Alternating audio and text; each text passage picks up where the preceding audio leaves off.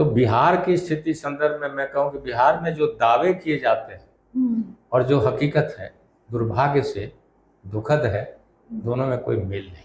और हम लोग जाति की बात ही नहीं करते। प्रशांत जी भी कहते हैं कि जाति की समझदारी मुझको है, लेकिन जाति की राजनीति हमें नहीं करनी। नमस्कार, लाइव बिहार देख रहे हैं आप, आपके साथ मैं स्नेहा गुप्ता।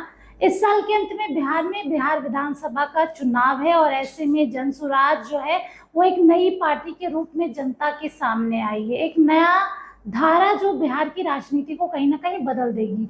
जहां एक तरफ एनडीए है तो दूसरी तरफ इंडिया गठबंधन, और मुकाबला जो है वो कांटे का होगा। और ऐसे में जनसुराज पर भी सबकी नजर बनी होगी। लेकिन जनसुराज की खास बात यह है कि उनमें, उनकी पार्टी में ऐसे लोग हैं जो बिहार को बदलना चाहते हैं, बिहार की बदहाली को सुधारना चाहते हैं। आज हमारे साथ खास बातचीत करने के लिए डॉक्टर अरुण कुमार है, एक्स डायरेक्टर आईजीएमएस भी रहे हैं। सीधे इनसे जुड़ेंगे। पहले तो बहुत शुक्रिया अरुण जी बात करने के लिए। बहुत बहुत धन्यवाद, आपने मुझे आमंत्रित किया। जी अरुण जी, सबसे पहले आपने तो अपना जीवन इतना बड़ा बिता दिया है, आपने बिहार को बड़े करीब से देखा होगा, हर जगह आपने अपनी सर्विस दी होगी। क्या लग रहा है बिहार में स्वास्थ्य व्यवस्था की हालत कैसी है? देखिए, मैं बताऊं आपको संक्षेप में। मैं ग्रामीण क्षेत्र से आता हूं जी। और मेरे पिताजी स्वर्गीय किसान थे, तो मैंने गांव में शिक्षा दीक्षा प्राप्त की। और मेरा गांव बाढ़ग्रस्त क्षेत्र है, गंगा नदी इसके प्रभावित। तो मैंने बचपन से ही गांव के लोगों की स्थिति देखी, खुशहाली कहिए या बदहाली कहिए। फिर मैं ईश्वर की कृपा, माता पिता का आशीर्वाद में पीएमसीएच आ गया, पढ़ाई लिखाई की, और जैसा आपने कहा कि विभिन्न पदों पर रहते हुए सेवा दी।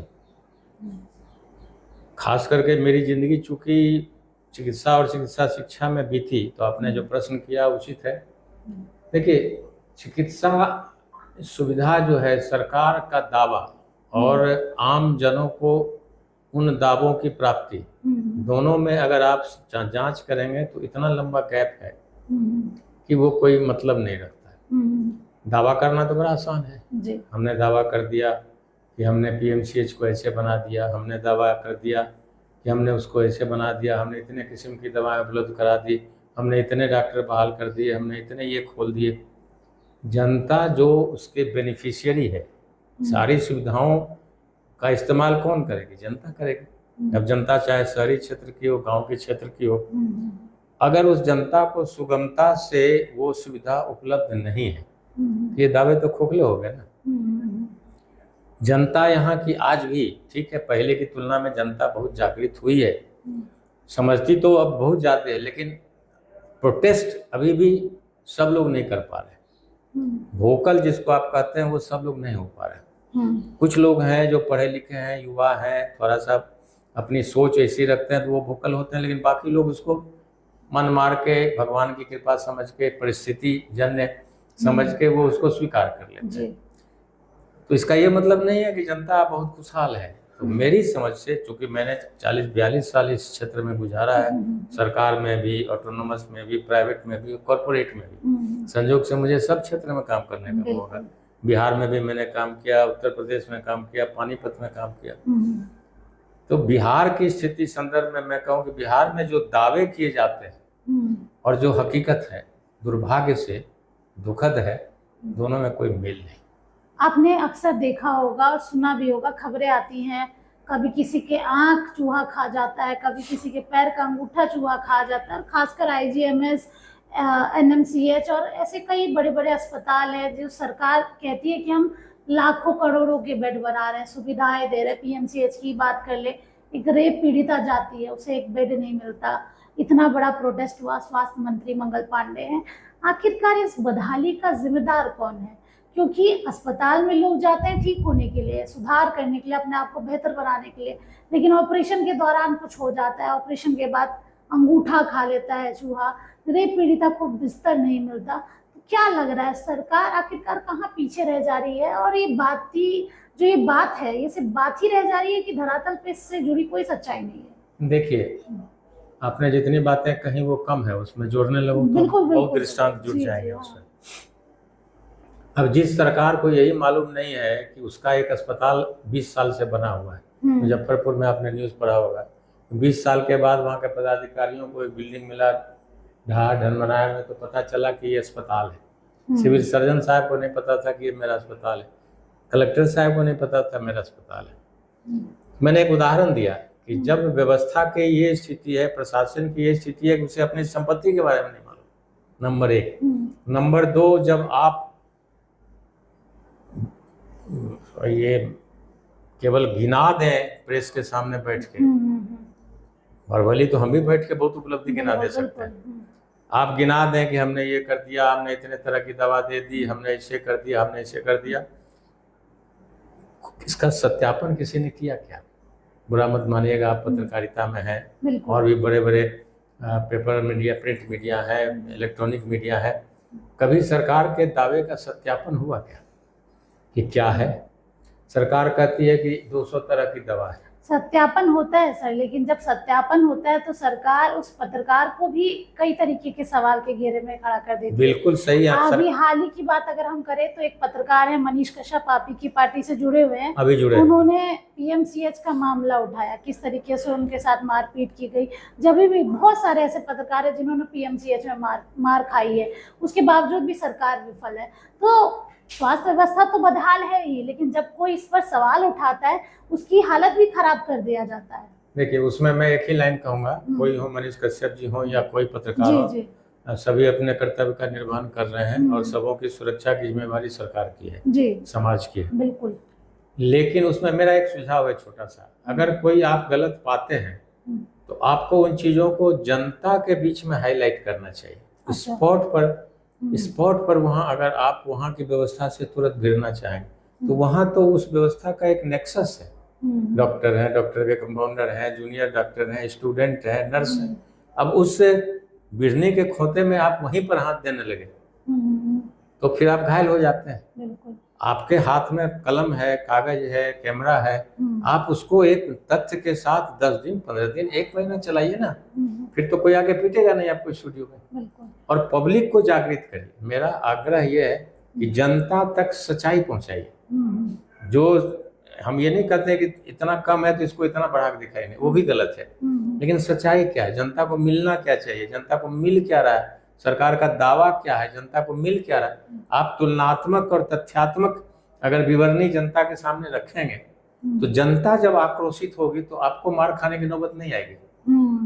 तो जनता फिर अपने चुनी गई सरकार से पूछेगी कि तुम मेरे लिए क्या कर रहे हो। जी सर, आपसे एक सवाल और भी ले लेते हैं। जन स्वराज से आप जुड़े हैं। जन स्वराज एक अलग धारा है, पढ़े लिखे लोग हैं, बहुत सारे XIPS IAS आपके जैसे डॉक्टर्स, और मतलब एजुकेटेड पार्टी कह सकते हैं हम, कि जिनके पास एक विजन हो, जिन्होंने बिहार को बहुत करीब से देखा और पॉलिटिकल बैकग्राउंड नहीं हो।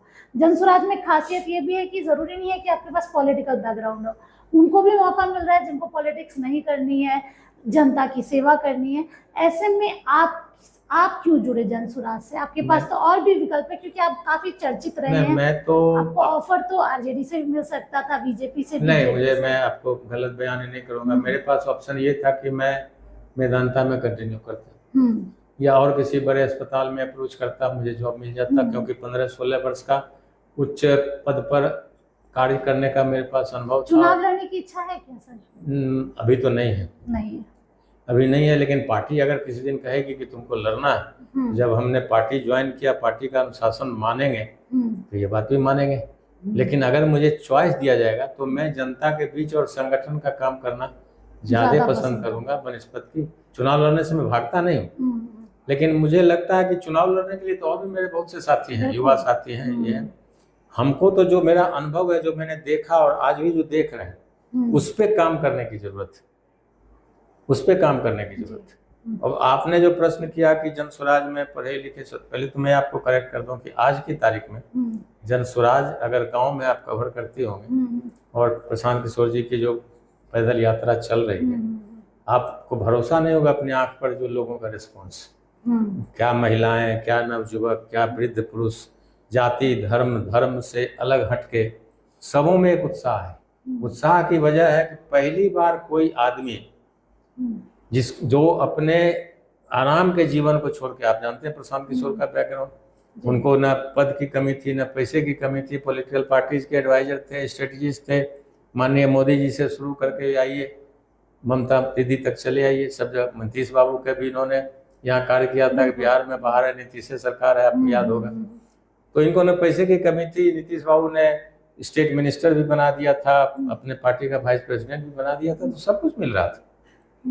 लेकिन इस व्यक्ति ने शुरू में जब नॉन पॉलिटिकल इंटेंशन से बिहार की यात्रा की, पद यात्रा की, और इन्होंने जो गांव देहात की खास करके स्थिति देखी, लोगों की बदहाली, जो सड़कों की हालत, बच्चों के शरीर पर कपड़ा नहीं, जूता नहीं, चप्पल नहीं, स्कूल खाली, पढ़ाई कुछ नहीं, घर के घर नवयुवक बाहर में, घर में केवल वृद्ध बचे हुए हैं। इन सबों को देखने के बाद कहीं न कहीं तो हर इंसान के पास एक आत्मा है।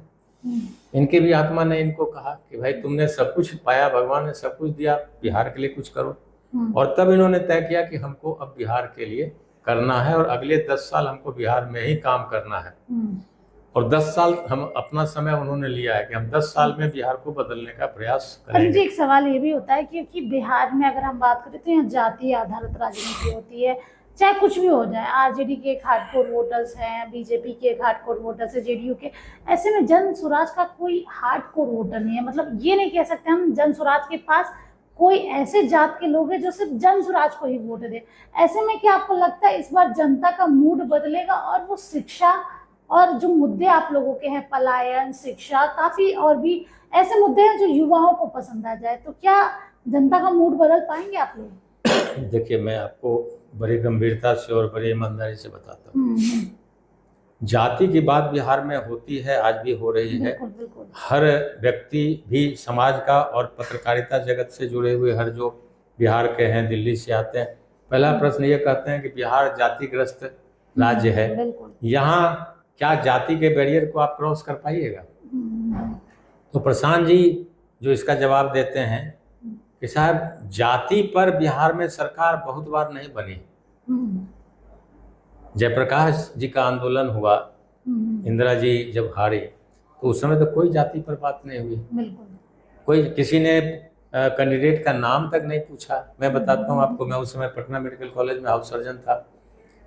जयप्रकाश जी की सभा होनी थी गांधी मैदान में, जयप्रकाश जी आए, लाखों 5 लाख की भीड़ जुट गई, लेकिन एक मंच नहीं था कि कहाँ। तो सारे लड़के दौड़ के बीएन कॉलेज गए, 8-10 चौकी वहां से उठा के लाए, उसी का मंच बनाए, एक बगल में दुकानदार के यहाँ से माइक ले आए और जयप्रकाश जी ने भाषण दिया। जनता प्रभावित हुई, जनता ने परिवर्तन किया।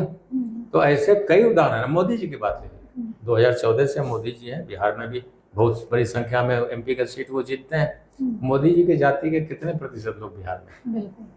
वहाँ क्या हो जाता है? हिंदुत्व, राम मंदिर, पुलवामा, पाकिस्तान को सबक सिखाना। तो ये सब इमोटिव इश्यूज हैं जो जनता को मूल मुद्दे पर सोचने से भटकाते हैं। और यह हर पॉलिटिकल पार्टी का एम है कि मूल मुद्दे पर जाने ही नहीं दो, क्योंकि उसके बाद उनके पास कोई जवाब नहीं है। तो कोई जाति की बात करता है, कोई MY समीकरण की बात करता है, कोई भूरा बाल साफ करने की बात करता है, कोई कहता है कि हम यहाँ ये मंदिर बनाएंगे, वहाँ वो मंदिर। अरे भाई, मोदी जी तो देश चला रहे हैं ना, ये तो चुनाव राज्य का है। बिल्कुल। समस्या बिहार की है। अब मोदी जी, कई बार प्रशांत जी ने कहा, मैं उनकी बात को दोहरा रहा हूँ कि मोदी जी ने सहरसा में कहा कि हमने एक नई ट्रेन खोली है जो यहाँ के लोगों को अहमदाबाद ले जाएगी। तो क्या बिहार के लोगों का यही नियति है कि वो ट्रेन खुले, चढ़ें और अहमदाबाद में जाके और महाराष्ट्र में जाएं और भाषा के नाम पर पिटाएं, तमिलनाडु में जाएं वहाँ भाषा के नाम पर पिटाएं, बिहारी कहलाएं?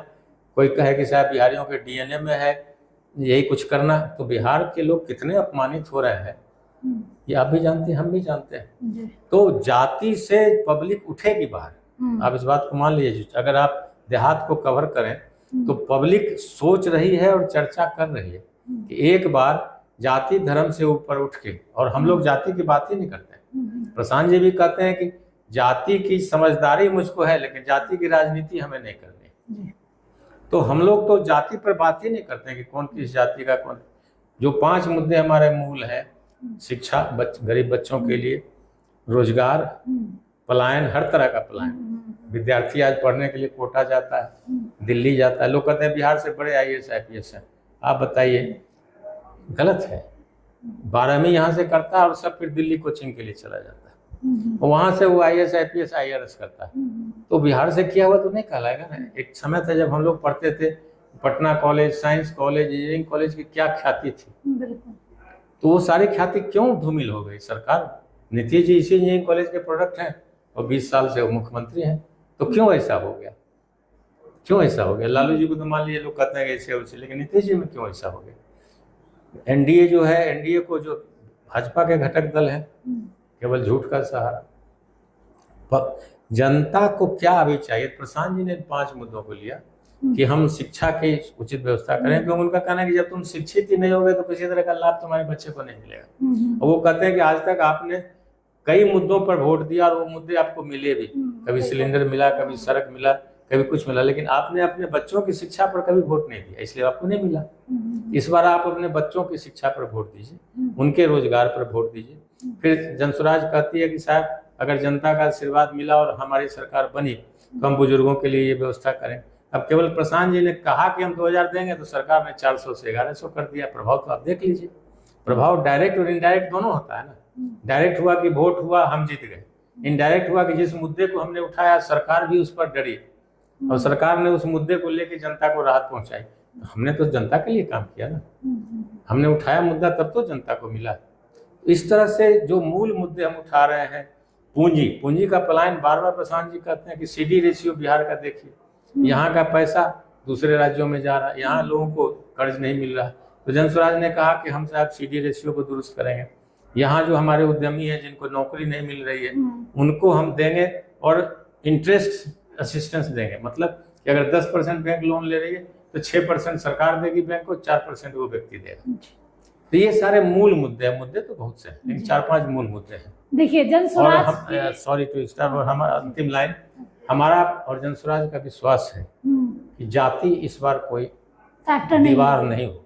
तो देखिए जाति बिहार में अब कोई फैक्टर नहीं होगी और यहाँ की जनता जाति से उठकर चुनाव में वोट डालेंगी, क्योंकि इतने सालों से कहीं ना कहीं जनता भी बोर ही हो गई है, क्योंकि उब गई है। कई वादे किए जाते हैं लेकिन धरातल की सच्चाई कुछ और है। तो ऐसे में जनसुराज को अगर एक मौका मिलता है और इनके विधायक बनते हैं तो जरूर कुछ ना कुछ तो बदलाव नजर आएगा ही और आपके बच्चों का भविष्य भी बदलेगा। आप बने रहिए हमारे साथ, तब तक के लिए बहुत बहुत शुक्रिया।